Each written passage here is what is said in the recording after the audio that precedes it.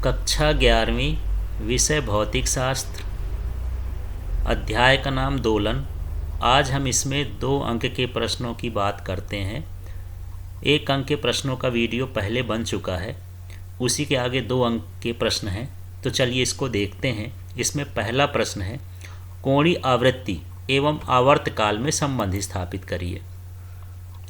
तो देखिए, कोणीय विस्थापन और समय अंतराल के अनुपात को कोणीय आवृत्ति या कोणीय वेग कहते हैं। तो यहाँ पर कोणीय वेग को दर्शाते हैं ओमेगा से। ये ओमेगा इस तरह से बना ओमेगा, और यहाँ पर जो कोणीय विस्थापन हो गया वो क्या हो गया, थीटा, और समय अंतराल हो गया टी। तो इस तरह से यहाँ पर ओमेगा बराबर थीटा अपॉन टी होता है। अब एक आवर्तकाल में कोणीय विस्थापन 2 पाई होता है, क्योंकि जब एक आवर्तकाल होता है तो कोई वस्तु अपना एक चक्कर पूरा कर लेती है, और एक चक्कर पूरा करने में जो कोण बनता है वो 2 पाई बन जाता है। इसलिए ओमेगा बराबर क्या हो जाएगा, 2 पाई, और जो समय अंतराल है वो आवर्तकाल के बराबर होता है, तो 2 पाई अपॉन टी। तो यहाँ पर देखते हैं, थीटा को हम क्या लिख देते हैं, 2 पाई, और टी को लिख देते हैं कैपिटल टी, क्योंकि ये एक आवर्तकाल है और एक आवर्तकाल में कोणीय विस्थापन 2 पाई होता है। तो इस तरह से ये संबंध हो गया, ओमेगा बराबर 2 पाई अपॉन टी। चलिए आगे का दूसरा प्रश्न देखते हैं, आवृत्ति और आवर्तकाल में संबंध स्थापित करिए। तो चलिए इसको संबंध को देखते हैं। यहाँ टी सेकेंड में दोलन बराबर कितना, 1, क्योंकि एक आवर्तकाल को एक दोलन पूरा करने में लगा समय आवर्तकाल कहलाता है। तो टी सेकंड में दोलन का मान कितना हो गया, 1। तो 1 सेकंड में कितना हो गया, 1/t, यही टी का इधर पक्षांतर हो गया। अब 1 सेकंड में जो दोलन होता है, 1 सेकंड में दोलनों की संख्या होती है, उसको क्या कहते हैं, आवृत्ति। तो इसी को ही 1 सेकंड दोलन को हम क्या लिख दिए, न्यू, क्योंकि आवृत्ति की परिभाषा यही कहती है 1 सेकंड में पूरे किए गए दोलनों की संख्या। तो न्यू बराबर कितना हो जाएगा, 1/t। तो इस तरह से यही लिख सकते हैं कि जो आवृत्ति होती है वो आवर्तकाल का व्युत्क्रम होती है, माने न्यू बराबर 1/t होता है। इसके बाद इसका तीसरा क्वेश्चन देखते हैं, सरल लोलक की लंबाई गोलक के केंद्र तक क्यों मापते हैं। तो सरल लोलक की प्रभावी लंबाई निलंबन बिंदु से गुरुत्व केंद्र तक नापी जाती है, और गोलक का गुरुत्व केंद्र उसके केंद्र पर स्थित होता है। तो यहाँ पर समझ लीजिए कि ये सरल लोलक है। अब ये सरल लोलक हो गया। अब यदि हम इसको एक सिरे से यहाँ से बांध दिए हैं तो इसकी जो लंबाई होगी इसके केंद्र से नापी जाएगी। तो ये जो लंबाई है यहाँ से इसके केंद्र से नापी जाती है, क्योंकि ये पूरी लंबाई गुरुत्व केंद्र से होना चाहिए। तो यही है। तो ये निलंबन बिंदु माने लटकाने का बिंदु से लेकर के केंद्र तक नापी जाती है, क्योंकि ये गुरुत्व केंद्र होता है, इसका गोले का गुरुत्व केंद्र यही होता है। तो क्वेश्चन था, सरल लोलक की लंबाई गोलक के केंद्र तक क्यों मापते हैं। तो सरल लोलक की प्रभावी लंबाई निलंबन बिंदु से गुरुत्व केंद्र तक नापी जाती है, और गोलक का गुरुत्व केंद्र कहाँ पर होता है, उसके केंद्र पर स्थित होता है, इसलिए हम इसको नापते हैं केंद्र से। इसके बाद चौथा प्रश्न है, स्प्रिंग का बल नियतांक किसे कहते हैं, इसका एसआई मात्रक एवं विमी सूत्र लिखिए। तो स्प्रिंग का बल नियतांक समझते हैं, क्या है स्प्रिंग का बल नियतांक। तो एकांक विस्थापन उत्पन्न करने के लिए आवश्यक प्रत्यानयन बल को स्प्रिंग नियतांक कहते हैं। तो आप इससे इसकी परिभाषा बना सकते हैं स्प्रिंग नियतांक की। ये हमारे पास है k बराबर -F/x, माइनस इसलिए लगा है कि ये प्रत्यानयन बल होता है जो बाह्य बल के विपरीत होता है। तो यही है, x माने हुआ विस्थापन। तो यही बोलेंगे कि स्प्रिंग में एकांक विस्थापन उत्पन्न करने के लिए लगाया गया प्रत्यानयन बल। तो इस तरह से सूत्र से इसकी परिभाषा बनाना है। तो x क्या कहलाएगा, विस्थापन बटे में है तो एकांक विस्थापन कहला गया। तो एकांक विस्थापन उत्पन्न करने के लिए फिर F को बोल देंगे, प्रत्यानयन बल को स्प्रिंग नियतांक कहते हैं। अब इसके बाद इसका मात्रक है तो इसी से निकल जाएगा। बल का मात्रक न्यूटन होता है, न्यूटन लिख दिए, और ये विस्थापन का मात्रक मीटर होता है तो मीटर लिख दिए, तो न्यूटन प्रति मीटर हो गया। अब इसका विमी सूत्र भी इसी तरह से निकाल सकते हैं। तो जो बल का विमी सूत्र होता है वो इस तरह से होता है, mLT-2, और विस्थापन का जो विमी सूत्र होता है वो होता है L। इसमें से L कट जाएगा तो ये हो जाएगा MT-2। इस तरह से इसका विमी सूत्र निकल आएगा। चलिए अब हम इसका 5वां प्रश्न देखते हैं। 5वां प्रश्न है सरल लोलक क्या है? एक भारहीन अवितान्य धागे से भारी गोलक को लटकाकर घर्षण रहित दोलन की व्यवस्था करते हैं, इसे सरल लोलक या सिंपल पेंडुलम कहते हैं।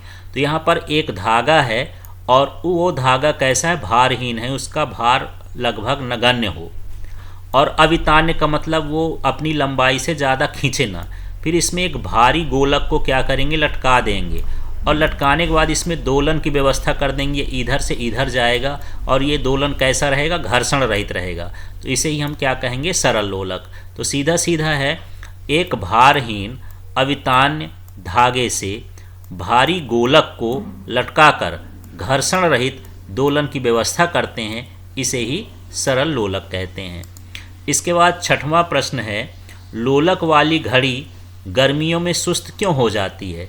तो देखते हैं, लोलक वाली घड़ी के लिए जो आवर्तकाल का सूत्र होता है वो होता है T बराबर 2 पाई √L/G। ये लोलक वाली घड़ियों के आवर्तकाल का सूत्र होता है। अब गर्मियों में क्या होता है कि ऊष्मीय प्रसार होता है, जिससे लंबाई बढ़ जाती है। जो भी धागा लगा हो या धातु का टुकड़ा लगा हो, धातु की तार लगी हो, तो ये लंबाई बढ़ जाती है। जब लंबाई बढ़ जाएगी तो आवर्तकाल का मान बढ़ जाएगा, अर्थात घड़ियाँ कैसे चलेंगी? सुस्त, ज़्यादा समय लेंगी। आवर्तकाल का मान बढ़ जाएगा मतलब ज़्यादा समय लेंगी। तो इस तरह से गर्मियों में जो पेंडुलम वाली घड़ियाँ होती हैं उसका आवर्तकाल बढ़ जाता है, क्योंकि उसमें प्रसार के कारण लंबाई बढ़ जाती है। और लंबाई का और दोलन काल का इस तरह से संबंध होता है कि लंबाई बढ़ेगी तो दोलन काल भी बढ़ेगा, क्योंकि जो दोलन काल होता है, आवर्तकाल होता है, लंबाई के वर्गमूल के समानुपाती होता है। इसके बाद हम 7वां प्रश्न देखते हैं, सेकेंड लोलक से क्या तात्पर्य है?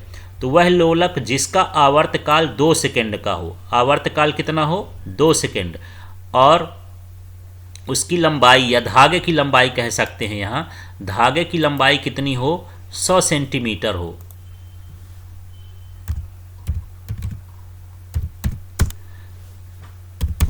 धागे की लंबाई लगभग 100 सेंटीमीटर या 1 सेंटीमीटर होती है, तो इसे हम क्या कहते हैं? सेकेंड लोलक कहते हैं। तो इसमें 2 चीज़ों का ध्यान रखना है, एक तो उसका आवर्तकाल कितना होना चाहिए? 2 सेकेंड, और दूसरे उसके धागे की लंबाई कितनी होनी चाहिए? 1 मीटर या 100 सेंटीमीटर होना चाहिए। तो इसे हम क्या कहते हैं? सेकेंड लोलक। इसके बाद 8वां प्रश्न देखते हैं, क्या कृत्रिम उपग्रह में लोलक वाली घड़ी प्रयुक्त की जा सकती है? समझाइए। नहीं। अब क्यों नहीं की जा सकती इसको देखते हैं। क्योंकि कृत्रिम उपग्रह में गुरुत्वीय त्वरण 0 होता है, जिससे लोलक घड़ी का आवर्तकाल अनंत हो जाता है। तो देख लिए, ये सूत्र होता है T बराबर 2 पाई L/G। अब यहाँ G का मान क्या रहेगा? 0। तो यदि हम L में, लंबाई में या किसी भी संख्या में 0 का भाग करेंगे तो उसका मान क्या हो जाएगा? अनंत हो जाएगा।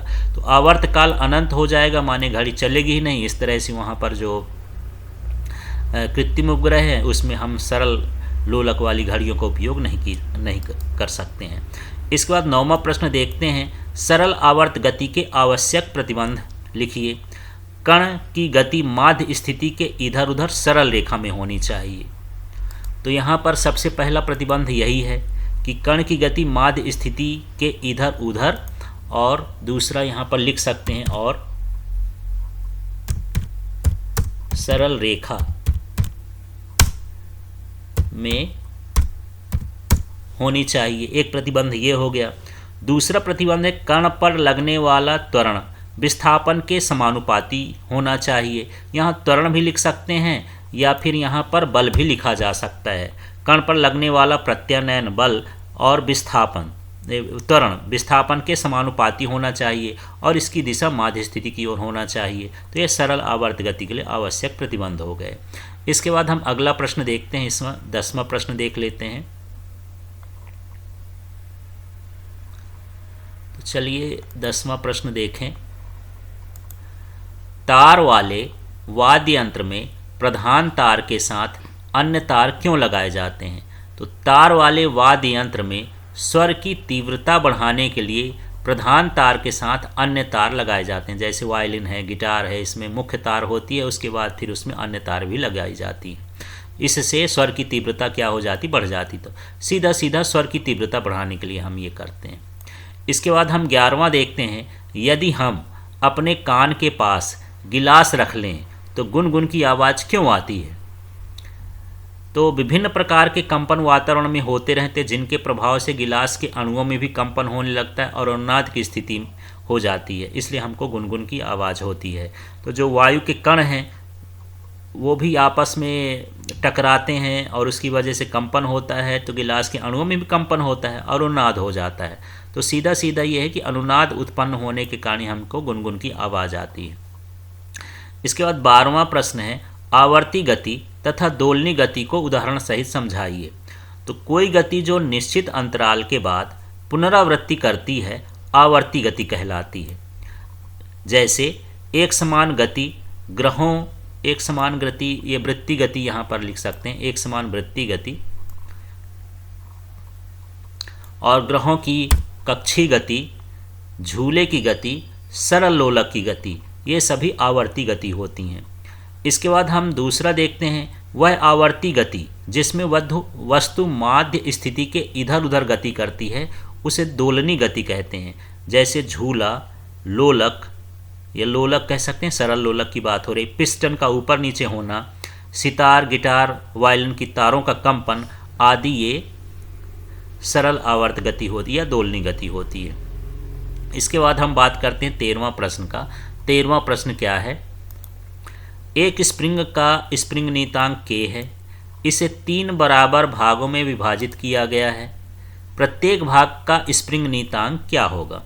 तो चलिए, एक स्प्रिंग को 3 बराबर भागों में विभाजित किया गया है, तो कुल प्रत्यानयन बल तो ये हो जाएगा F बराबर F1 plus F2 plus F3।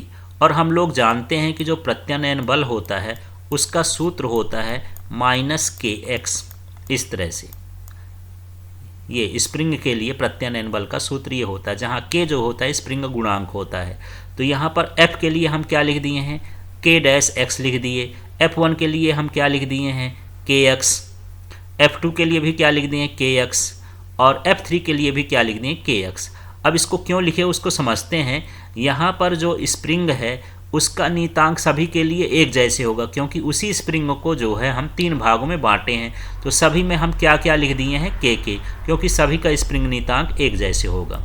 इसके बाद हम इसमें प्रत्येक भाग को बराबर भागों में विभाजित किए हैं, तो जो विस्थापन होगा इसमें, वो विस्थापन भी इसमें कैसा होगा, x होगा। तीनों का विस्थापन एक जैसे होगा, इसलिए हम तीनों में kx लिख दिए हैं। और इसका सूत्र माइनस होता है तो माइनस लगा दिए हैं, और यहाँ पर जिसको हम निकालना है उसके लिए हम k-x लिख दिए हैं। अब हम ये देखें कि माइनस माइनस कॉमन ले लेंगे, और यहाँ पर जो k है ये x है, इधर भी x है, इधर भी x है, इसको कॉमन लेके काट देंगे और हमारे पास 3k बचेंगे, तो 3k हो जाएगा।